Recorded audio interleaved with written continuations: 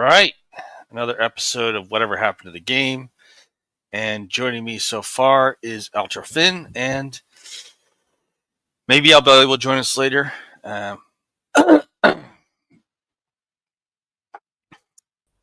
here we are. And of course, it wouldn't be complete without welcome. Well, starting with the game news. So, some of this is just what this channel is going to be doing. If I reach 2K subscribers, I am going to be continuing the Doom mod known as Castlevania Simon's Destiny. It lets you play what is essentially a version of the first Castlevania, only you're in the first person as Simon. So, also, next year is the 40th anniversary of the original Castlevania.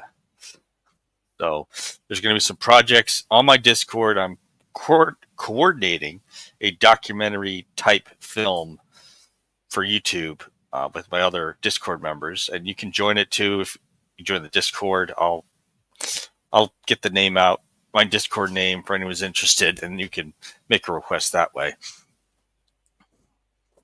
Yeah, 40 years already. The other big thing of news was that in the first month, the game known as Dispatch did better than the Telltale games that came before it. It's actually not Telltale, it's by Ad Hoc, but it follows the style of Telltale games. So 2 million in the first month, that's pretty good.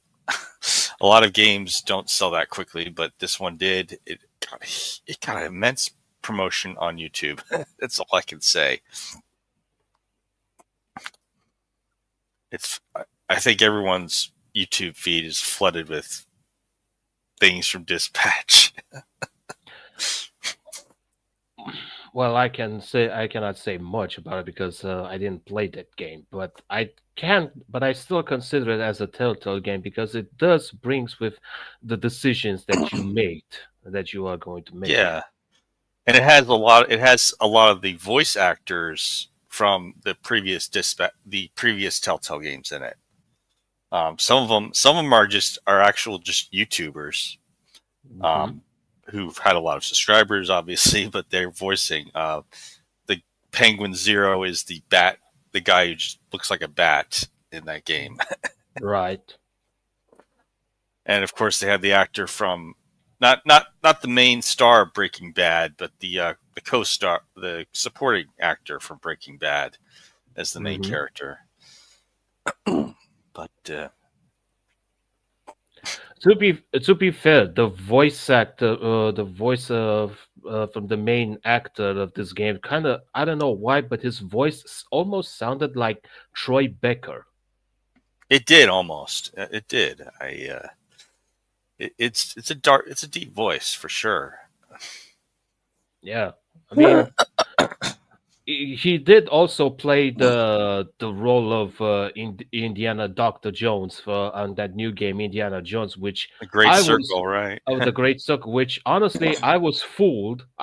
because I thought that was actually Harrison's Ford voice. Maybe modded AI as when he was young or something like that. But no. Actually, it was again Troy Baker who played the role, and it was. I was shocked. Seriously.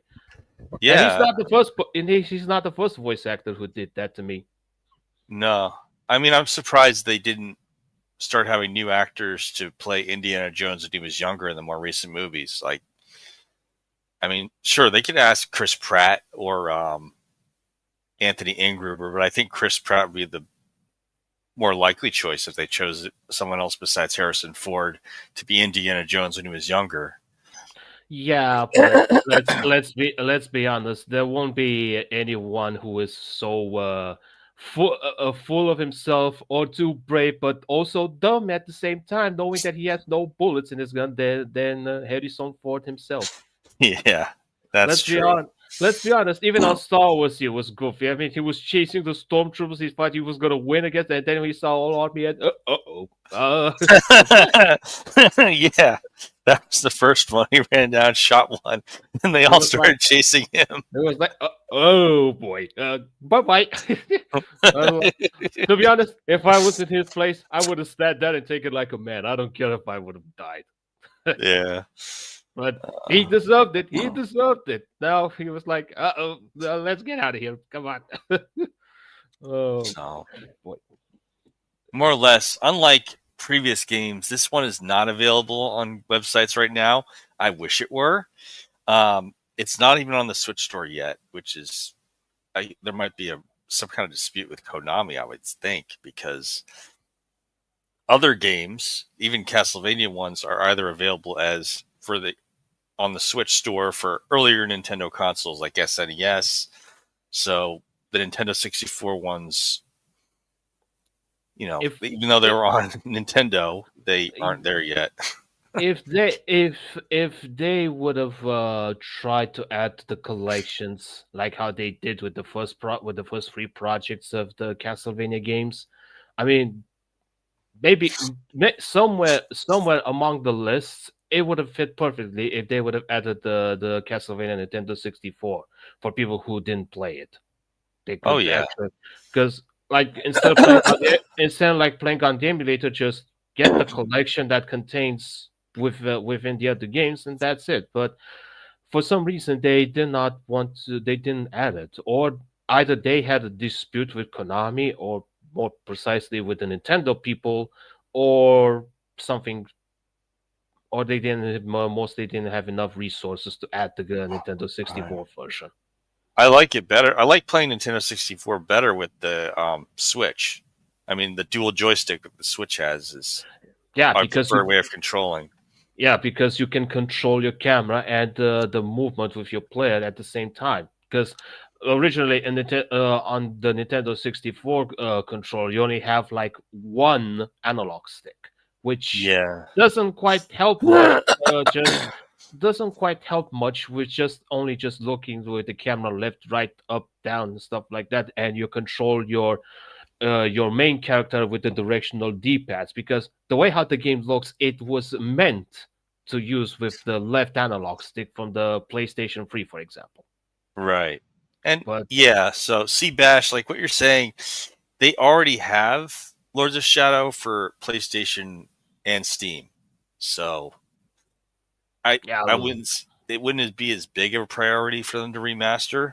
I mean, I could see them doing a remaster of Lords of Shadow because of how old it will be.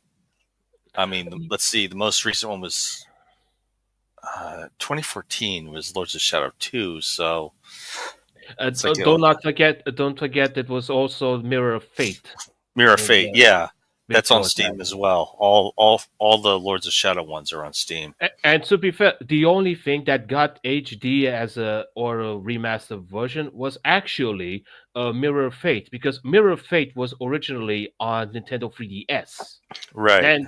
Then they decided to take the game again, make some modifications to the graphics and HD graphics to be supported to be played on Steam, on the PlayStation 3 console or Xbox, and it has much better graphics than it has on the 3DS. To be fair.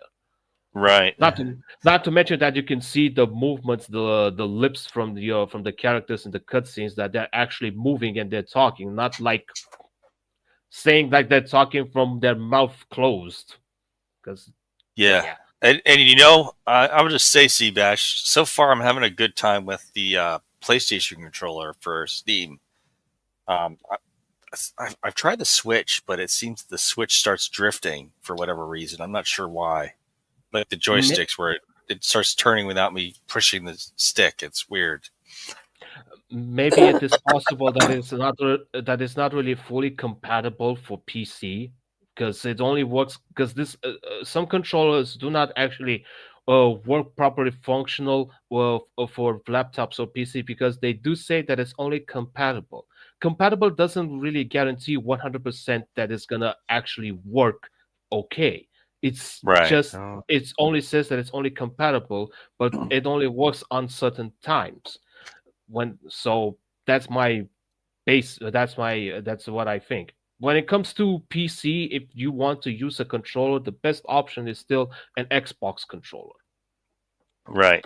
Because it's Microsoft. Because it's Microsoft, and you also have the program that will help you to adjust and upgrade your controller if there's some new updates that you need to add it in case it doesn't work automatically. And that's pretty much it with that. So yeah, I'm pretty sure that pretty kind of means what's happening with Nintendo Switch controller. I mean, I don't own a Nintendo Switch controller, but I did had a buddy who had a Nintendo Switch controller, and he tried to play that on his computer, and he was trying to play some Need for Speed, for example, right? Yeah. And he had issue when it comes to drifting because he was holding the accelerator. He did not lean to left or right at all, or even try to drift. It did it automatically by himself. So compatibility isn't really as it's all cracked up to be. No, it isn't. And I mean, obviously, Steam is something where just because you can use it on Steam, it's the other way around. It just doesn't mean you can't. You can use it on other emulators or. No, you're not banned, Alex. You're here. So there's been a little delay on comments showing up on the live, so you should be okay. So yeah, exactly. That's what I'm trying to say because just because that it says that you can use the original PlayStation 4 on Steam or the original Nintendo Switch controller on Steam, that doesn't mean anything because if the games won't work properly correct using those controllers, it's just a gadget for you to control the big mode on Steam. Yeah. And to just change the color from the light of the controller. More or less. But going forward, there is quite a road to Castlevania 64. So there was a major canceled project codenamed The Bloodletting. It was during the time where Sega had the 32-bit upgrade where they didn't. Hello, traveler. I hope it's going great over there. But they, Sega had the 32, and they had previously done Bloodlines, so they had the project codenamed The Bloodletting. They canceled it, and that's how they went into doing development for Symphony of the Night. But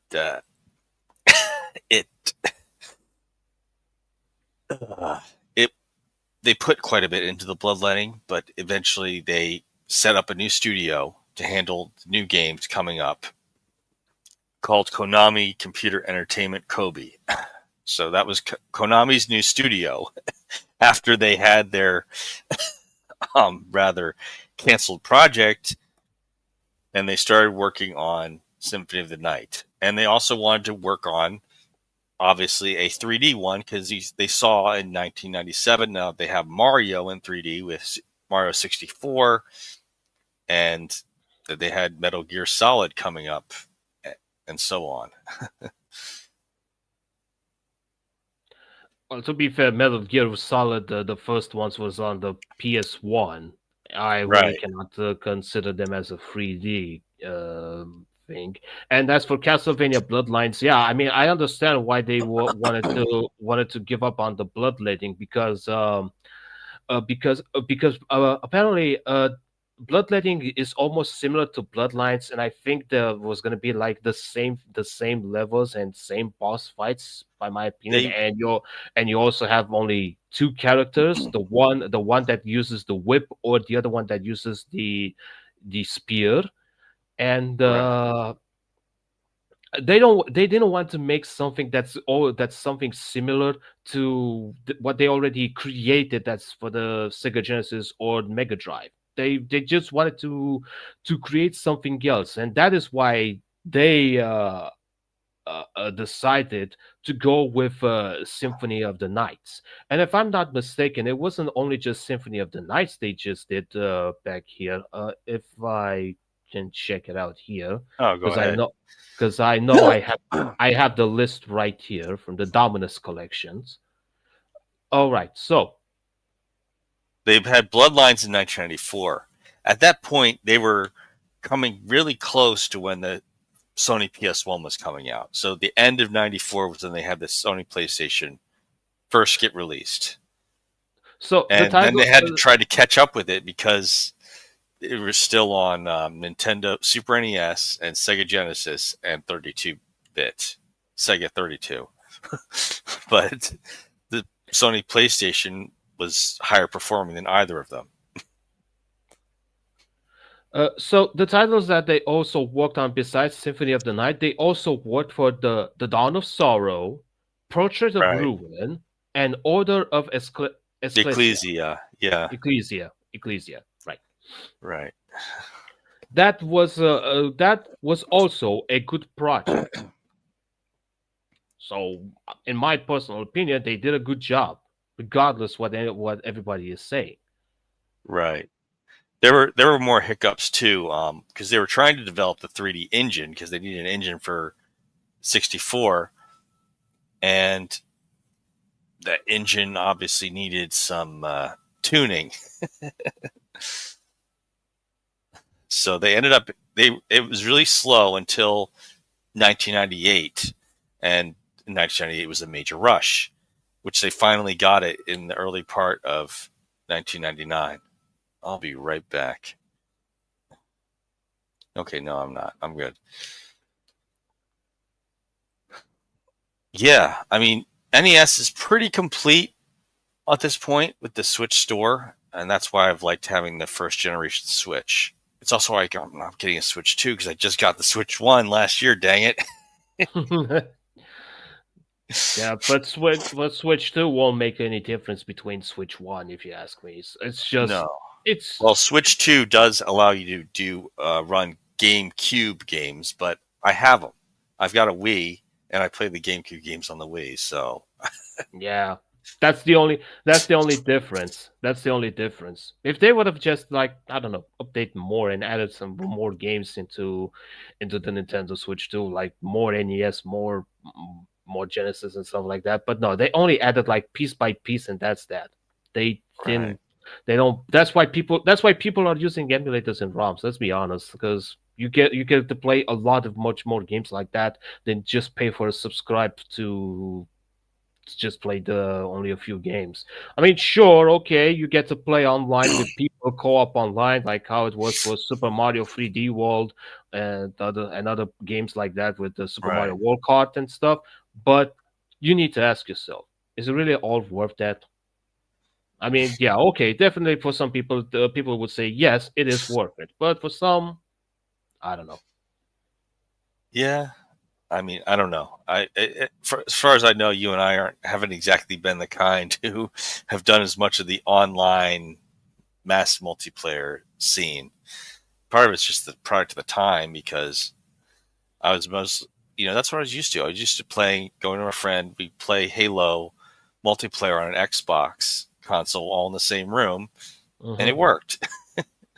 Same with Yeah, even now. I'm playing Mario Sunshine or Worms 3D on the Wii with my children. So yeah, it's this. It's exactly the same thing. I mean, me and my father used to play on the PlayStation 3 co-op with Killzone 3. Only the screen was so split into it in half each. One has to look above on the on the left side, the other one right down below. Like, wow, what a way to do a co-op split screen. yeah, what a way to do it. Uh, what a way. But as they finally did it, Konami Keck, KCEK finally got it development done. They did it. They did that concept demonstration at the Tokyo Gaming Convention of what you see right here, Carmilla, but they didn't include her in the final game. She could have been in 3D in that game, but they felt it was too much. Probably it was.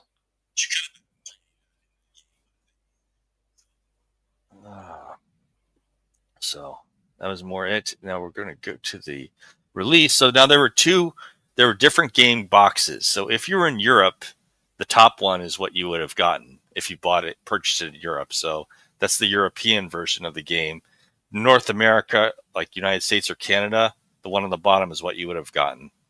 And that's the game. So there was different variants on the game cases, and the PAL one or top one is the more rare version of the game case you have today. It's worth a lot more because it's hard to find. Right. But this one on the bottom, that's the more common one.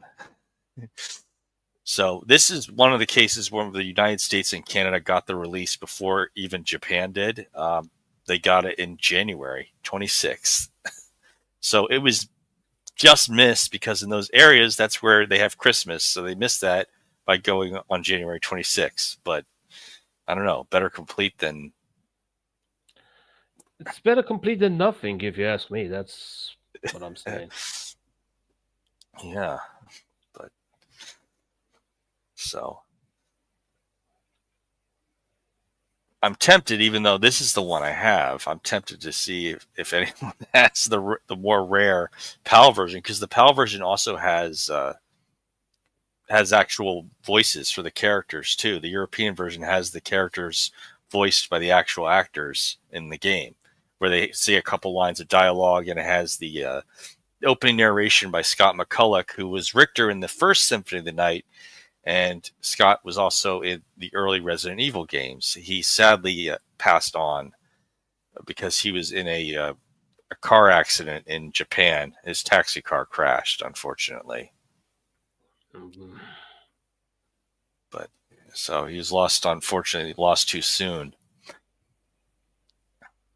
But Andrew Henningsen is the voice of Reinhardt. Bianca Allen, Carrie, and Scott McCulloch is the narrator, his final voice in a Castlevania game.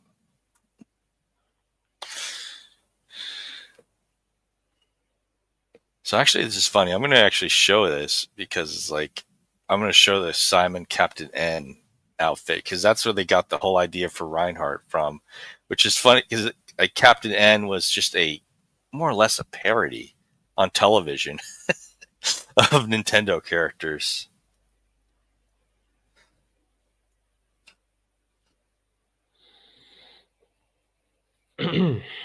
But Simon's dressed up like a mountain climber in it, pretty much. Yeah, well, he was raised by the people who were living in the mountains, to be fair. I mean, that story was told on the Castlevania Lords of Shadows too. Right. Oh, yeah. And not only Lords of Shadow, but the family name, Belmont, is the French name for a beautiful mountain.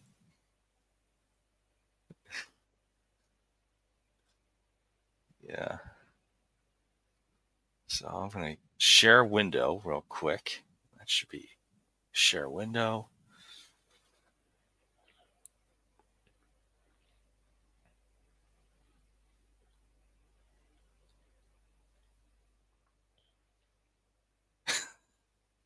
But yeah, I mean, Simon Belmont in the TV series is a goofball.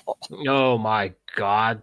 Don't know why he reminds me of somebody, but I prefer to keep my mouth shut. Yeah.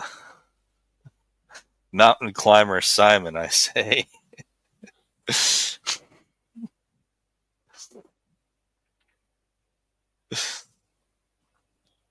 But finally, we get to the release. Oh, of course, and there were three composers.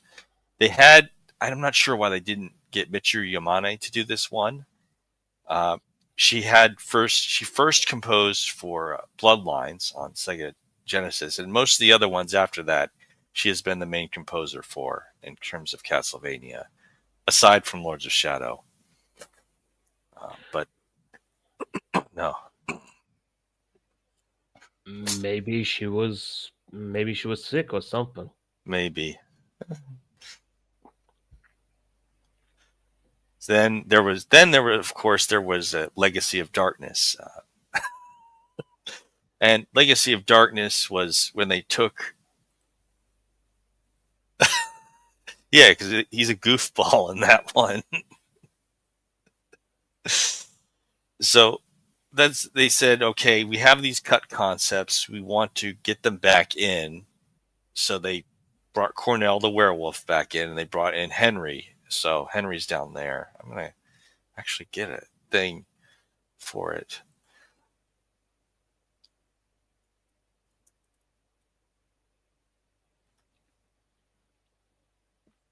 Oh, real quick. So, but more or less, Henry's a rare case in Castlevania where you actually have a character using a gun or a firearm as a main weapon. Okay.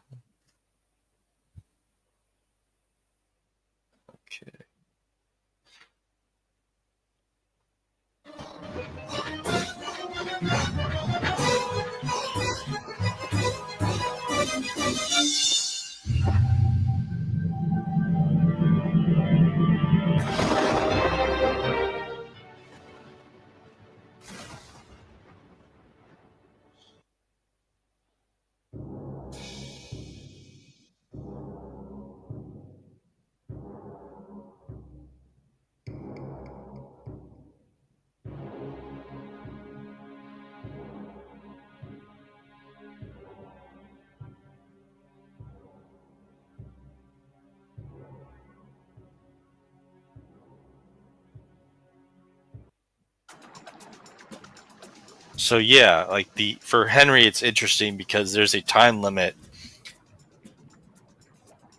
and yeah, Traveler. Actually, Henry uses a revolver. It would be one of the earliest cases of a revolver, considering the revolver was invented just a few years earlier.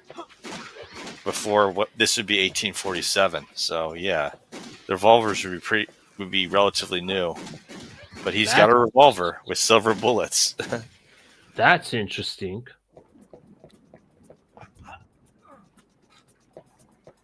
And he's wearing a knight armor or something like that. Yeah, he's wearing a breastplate and a helmet, which to me it makes sense. If you got monsters who could bite you, you might as well have some protection, right? Yep, as the old say, better safe than sorry. Exactly.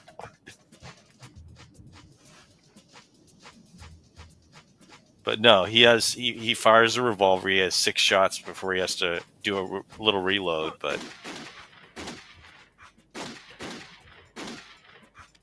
he's got some distance he can fire at. Dude, are you blind? You can't shoot the... Okay, never mind.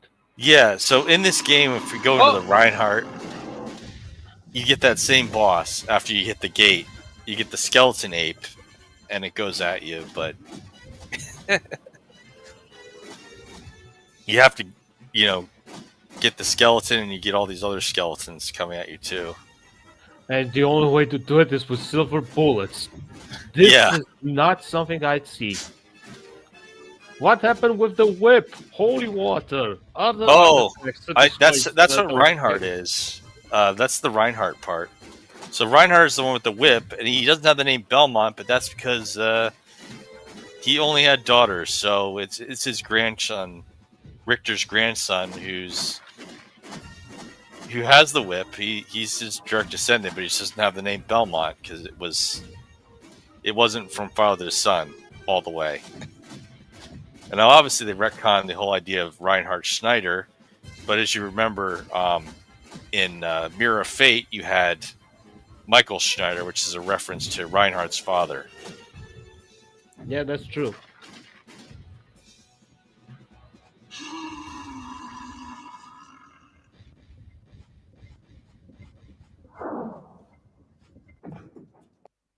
Well, I think he offed himself.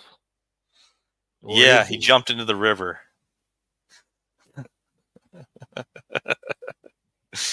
More or less. But that was just the Henry part. But now we're gonna try the Reinhardt. Play. And thank you, Kawhi. It's nice of you to include your footage here for reference.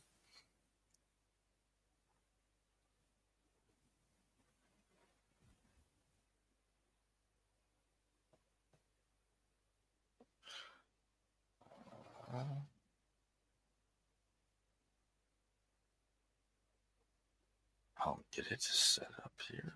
Dang.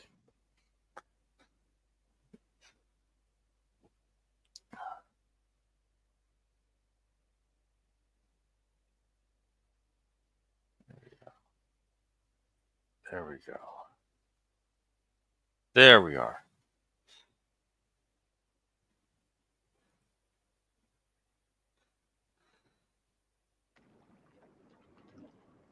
They did originally want to call Reinhardt, and he technically is, but eventually Iga or Koji Igarashi didn't want to have it be that the Belmonts were succeeded for a time for his own projects with Order of Ecclesia and for not Bloodlines, but Portrait of Ruin.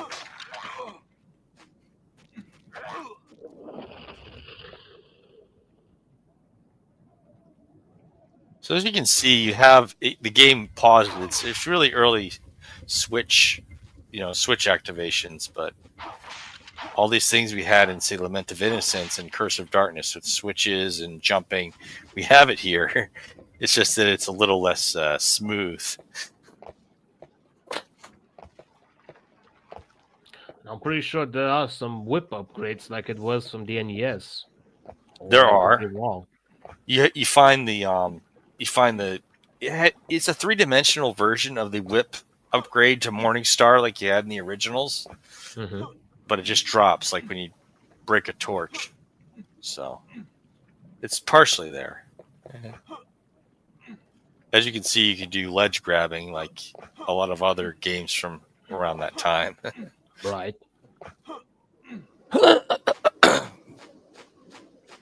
But you hit in the upper right, you have your sub weapon.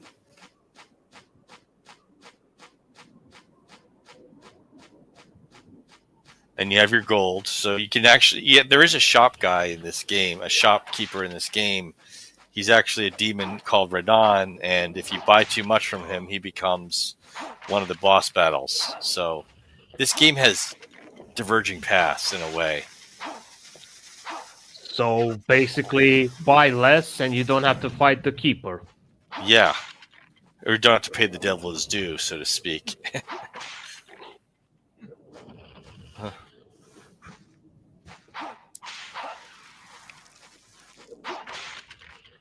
And of course, exploding skeletons.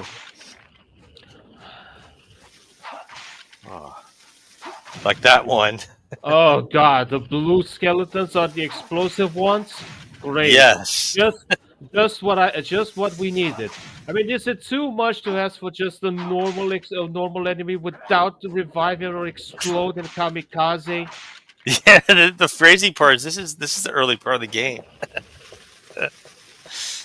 Yeah, I mean, this game did have fall damage, but to be fair, it was a really big fall. You had to fall to get damage, but it is there. Coffin. Oh, I wonder why. Really? An empty coffin and you wonder why it's empty? God.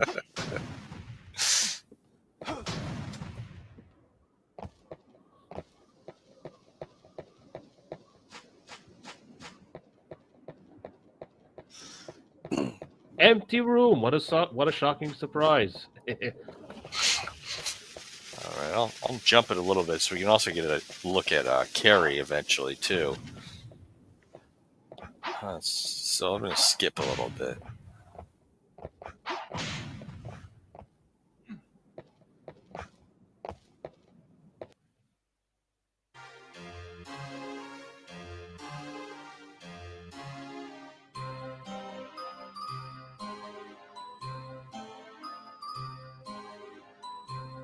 A demon to be working, one needs gold, even when surely we were fated to meet. Yeah.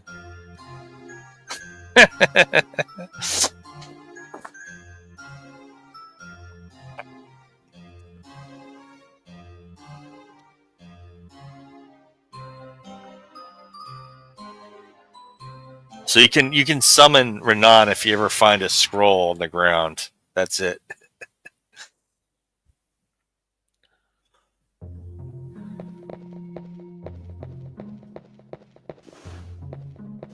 But some of the other mechanics from this game are pretty useful, like being able to slide. So you can slide underneath certain obstacles or traps. I mean, the clock tower climb is pretty good. Pretty good.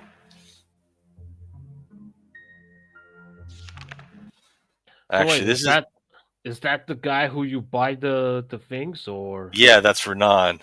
Oh god, so that means buy too much, you have to fight him. Oh boy. This is Malice. You're right to feel creeped out by him.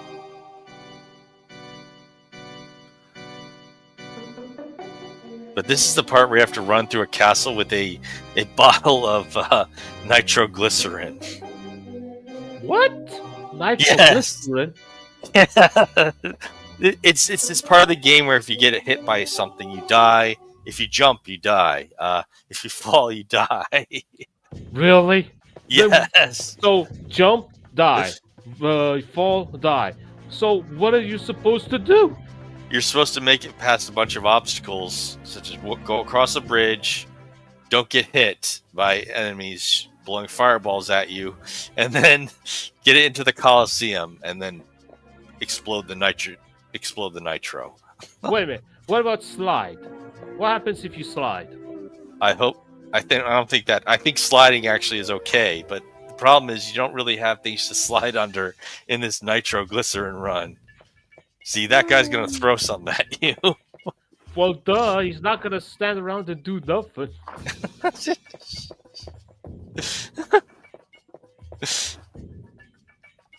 Well, this is the short one. This is where you get to look at the star at the observation. But the harder nitro run is where you have to go through all the way back to the Colosseum with the nitro. Oh my god! Yeah.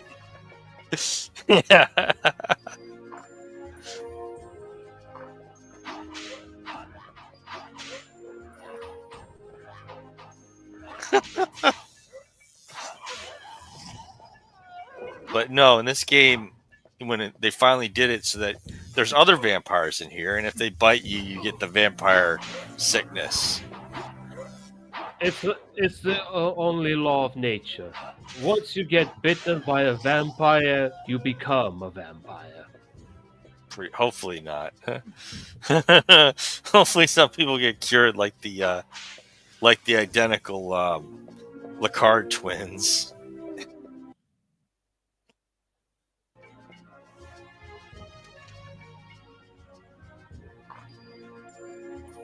But yeah, this is one of the stashes that's worth finding. But they just have so much in here. I mean, it's a little harder than Lament of Innocence because you can't do the grapple whip swing. But otherwise, you just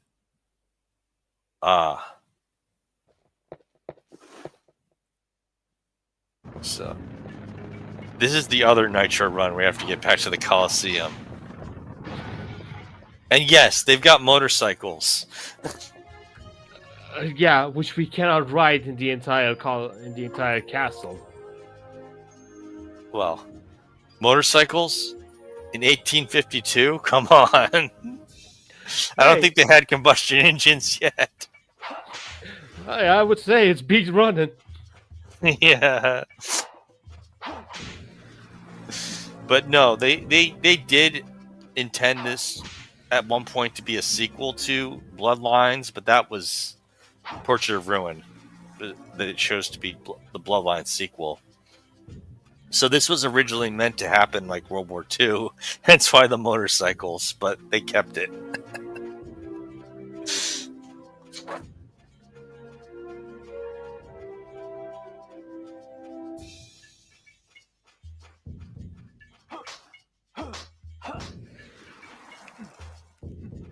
That and Reinhardt can actually use a sword, not just carry it on his belt like Simon.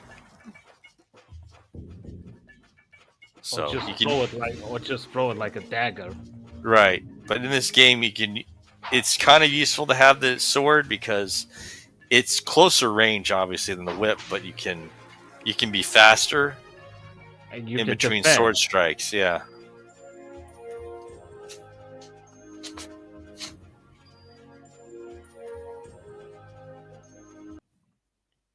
Because I'm pretty sure just having holy water cross and all that, it's not enough. I mean, how it was on the NES. It would have been nice if they added a different weapon besides the whip, like that, like with the sword. Because you can Oh learn yeah. to block your attacks or even try to parry if it was possible. Yeah. Uh,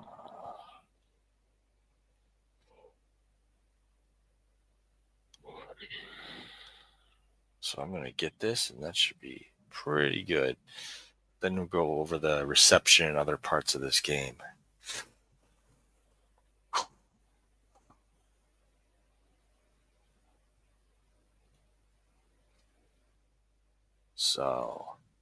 So yes, the behemoth you got in Rondo of Blood, you actually get to see it as a full body in this game.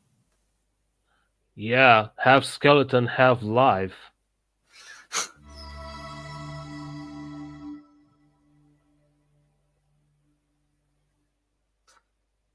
Uh,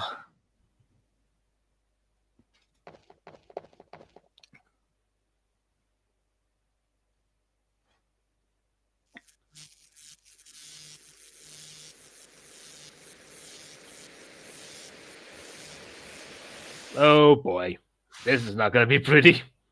no. What good is the Coliseum in Castlevania without a good monster in it?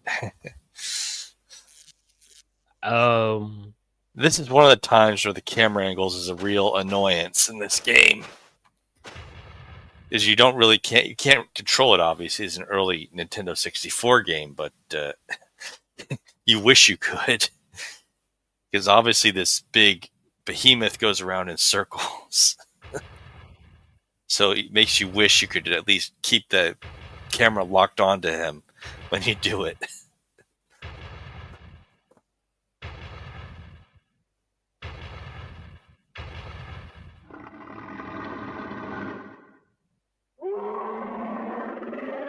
Oh, he's got an eyeball in his mouth too. I was about to say that. I just noticed. Was that an actual eye, or was it something else? It's an eyeball in its mouth. That's strange. That's a strange creature. Oh, now I understand why it has an eyeball in its mouth, because that eyeball can shoot lasers. Yeah.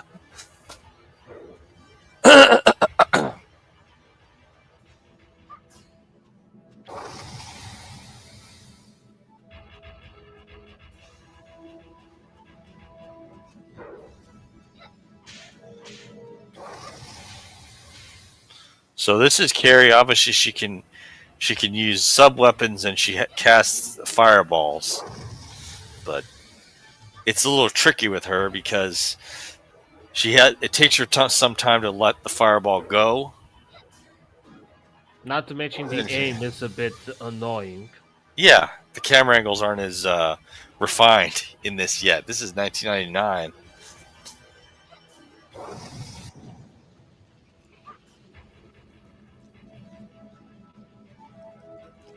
But as you can see, the behemoth starts losing its body as it takes damage.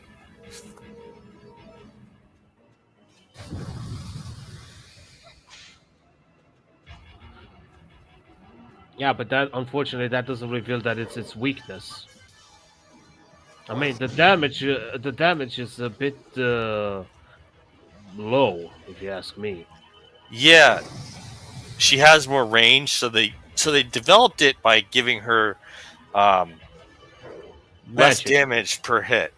Yeah, which is for all her range. Yeah, and not even the cross works effectively like it was on the other games. Yeah, so in this game, obviously, they try to make it 3D by making the cross boomerang in a round arc. to come back to you. Huh.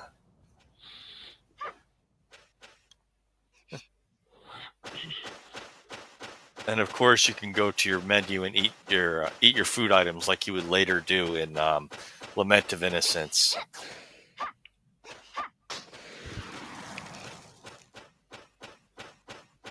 So I'm going to go ahead to the clock tower, climb.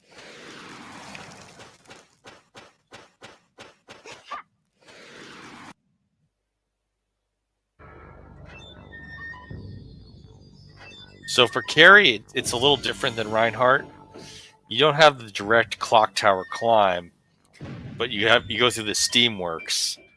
So you have to avoid all these little spikes and the hot steam. But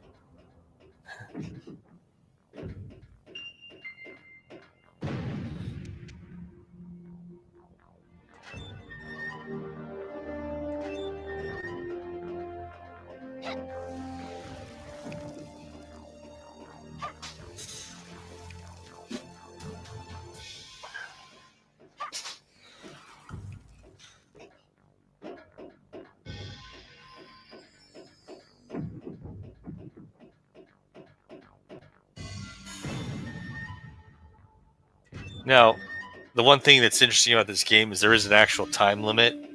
Although most of this time limit issue is used by you skipping ahead from day to night or night to day. Oh, yeah, that's what Traveler is talking about, the lasers and machine guns in the basement. See you later, Traveler. Mm-hmm.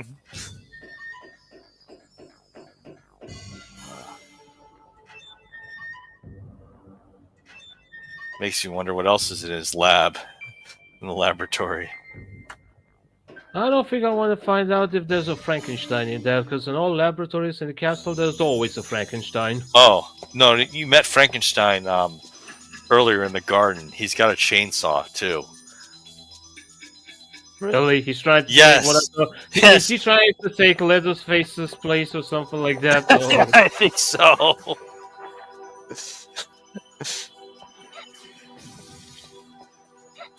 So now they also have gas chainsaws in the 19th century too.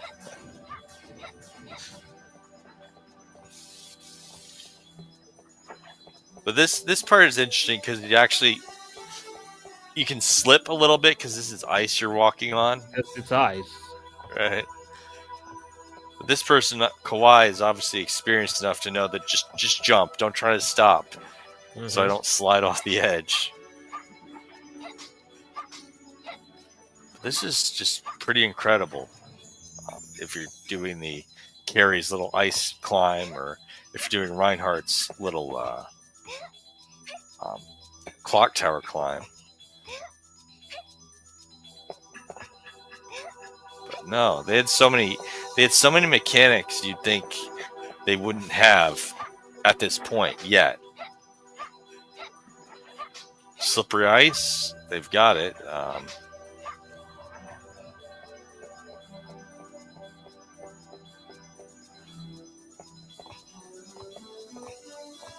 I mean, this game is just, by some people's arguments, this game is one of the best attempts at translating Castlevania's side-scrolling mechanics into 3D.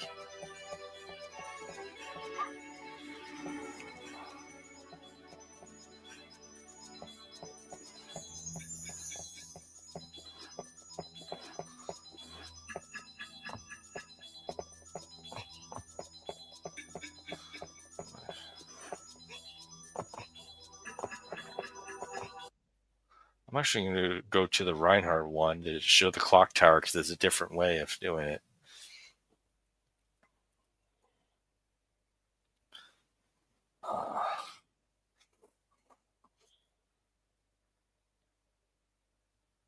Clock tower.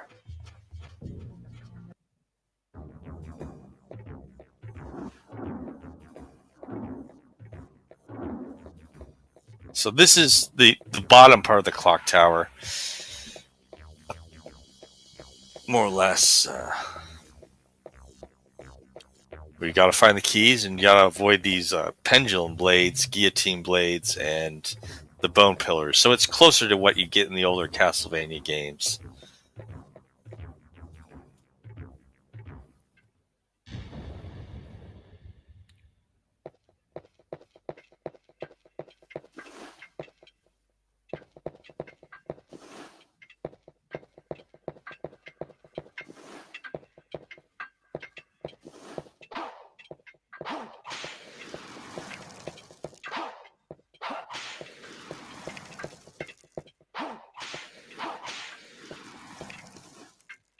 Grab the water, man. He refused. Well, that's his choice, not mine. He cannot carry any more items. Oh, no, don't do that. No. Why do I get the feeling that he's going to buy something and now he's going to make the merchant angry and he's going to fight? Yeah. And that's the one thing. The other part is, I'm going to get into the other part, the lore parts of this game, too.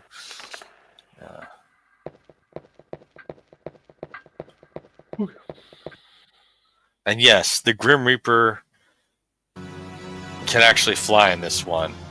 What? He's got wings, yeah.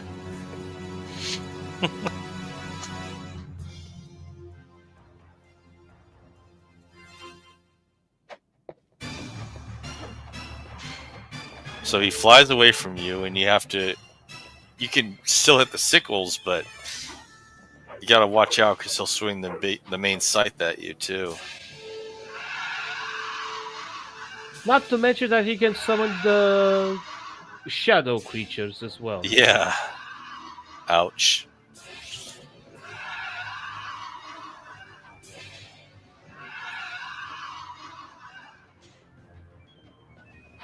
But the whip is doing a pretty good job. Look at his health bar. Yeah.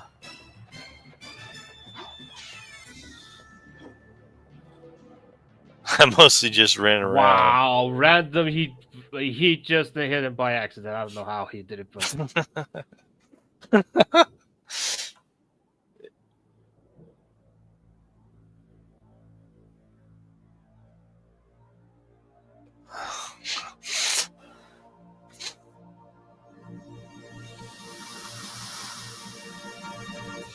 Cocksure, you thought wait for you in hell. Great old English, that's all I've got to say.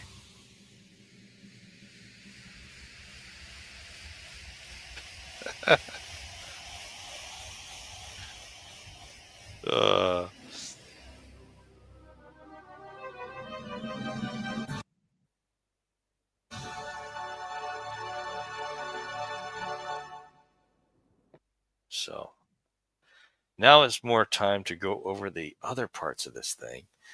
This is quite a bit of a game, as it is. So these are actually a bunch of the real life lore they've got in here that they included in this game. Unique characters in the franchise, including Gilles de Rais, a French knight convicted and executed for being a serial killer, along with... So Gilles de Rais in this game, he's pretending to be Dracula. You don't get the true Dracula unless you complete the game in under a certain amount of time. So in other words, you need to beat it as fast as possible, right, to get the true ending. It's like the game is challenging you to do a speed run. Yeah, it is. Although it's not too hard to get it under the right amount of time to meet true Dracula, but yeah, it's funny. They used the character of Gilles de Rais. They never used him again in another Castlevania game, which is funny, even though they made the origin of Dracula in Castlevania under Iga be that he's a French knight. So, I don't know. And of course, yeah, no, go ahead. Well, at least in the other Castlevania games, they did not require to beat on a certain amount of time to get the true ending, because that would be annoying. Yeah, that would be. Of course, they used the actual real-life French castle, Château des Ais de Redoux, in they used it as the model for Dracula's castle in this game as well. You see that's on the left. Mm-hmm. And Cornell, he showed up in Castlevania Judgment and in Lords of Shadow as a different Cornell. Yeah, he was one of the Lycans. Yep. He was he was the Shadow Lord for the wolves, indeed. Yeah. And the other little bit of trivia they have here is that Carrie, her other dress, which she has in Legacy of Darkness, it's the same dress, the same pink dress that Maria wears in Rondo of Blood. So, hey, I'll check that out on your birthday stream, Seabash. I'll check it out right there. Thanks for letting me know. Oh yeah, and obviously Cornell didn't appear but just about every Castlevania character is in Vampire Survivors at this point. Which is sad because it's not officially Castlevania, but the other games are doing more of it.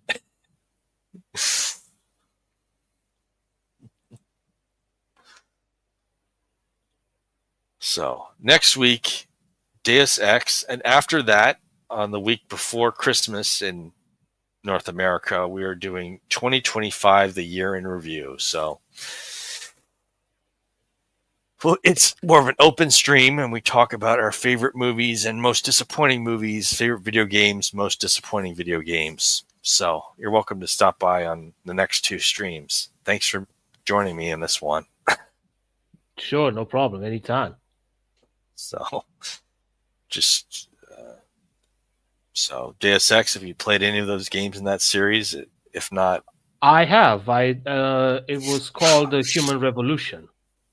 All right, I played that too.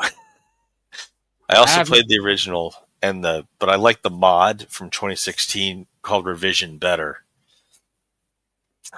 I like I said, that was the only one that I touched. I did not touch the entire franchise of the game, but I'm pretty sure. But I will eventually one of these days. But Human Revolution is something I do have some information I would gladly discuss. Yeah, but I prefer to this day obviously the first Deus Ex came out in 2000, and back then the way they did the graphics was relatively primitive. They were using the Unreal Engine at the time, but I like the Revision mod because it improves greatly on how they made improved versions of the environments in there. Because I mean, I played the original Deus Ex, and it does not look like a major urban area in the city map of the game. But when they do the Revision mod, it looks more like it. You see that you have the alleyways added in, you have labels on the various bodegas or stores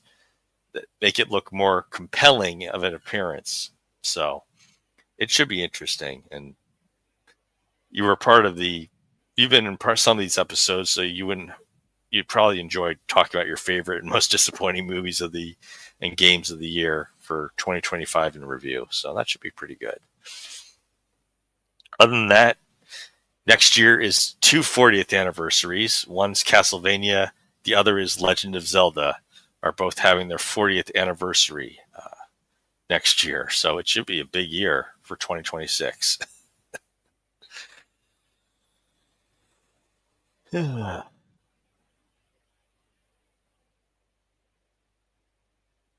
So thank you everyone for stopping by. We'll start next week, same time, same channel.